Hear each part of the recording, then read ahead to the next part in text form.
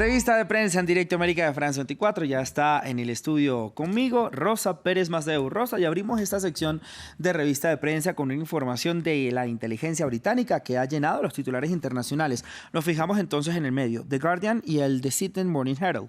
Buenos días, Raúl. Exacto, una información que se complementa con lo que decías, ¿no? Informaciones también avanzadas por la inteligencia estadounidense. Pero concretamente, The Guardian se fija en esta información británica con el siguiente titular. Los consejeros de Putin tienen miedo de decirle la verdad sobre el error de Ucrania, según el jefe de la GCHQ, que es una agencia de inteligencia británica. Bien, el jefe de esta agencia, Jeremy Fleming, avanzó estas informaciones en un discurso en Canberra, en Australia. Y cuando se refiere a error en Ucrania, se refiere a un error estratégico que ya se ha comentado también por activa y por pasiva a lo largo de este mes largo de invasión, que consiste en que Putin habría subestimado la resistencia ucraniana, la respuesta occidental, y también habría sobrevalorado, ¿no?, la facilidad de una rápida victoria rusa. Bien, este artículo de The Guardian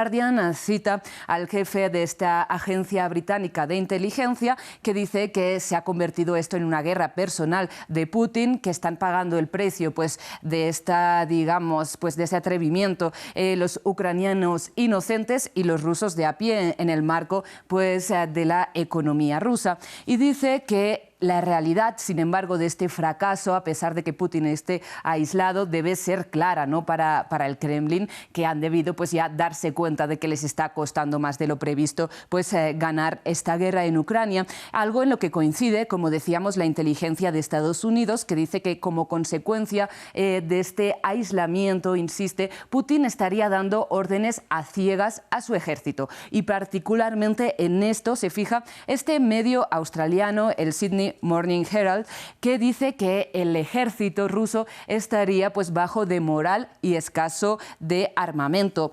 Y cita una información que avanzó el jefe de esta agencia británica en este discurso en la capital australiana, y es que hay soldados que se niegan a cumplir las órdenes del Kremlin, que sabotean su equipamiento e incluso derribaron un avión ruso. Da constancia de que Fleming, sin embargo, no aportó pruebas de este derribamiento de un avión ruso por parte de las propias tropas rusas, pero que, sin embargo, consultaron con el Ministerio de Defensa de Londres, que aseguró que estaban suficientemente convencidos de esta información como para permitir que este jefe del espionaje británico la dijera abiertamente en público, ¿no?, en este discurso.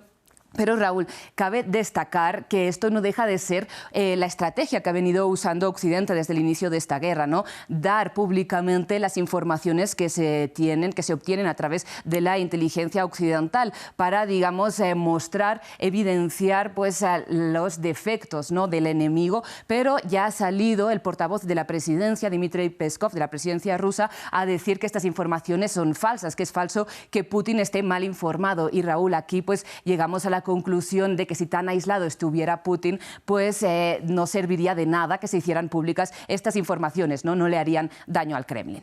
Rosa, vamos rápido porque el tiempo es corto y tenemos mucho de qué hablar. A pesar de todo, la popularidad del presidente Putin no baja, sino todo lo contrario, ¿no?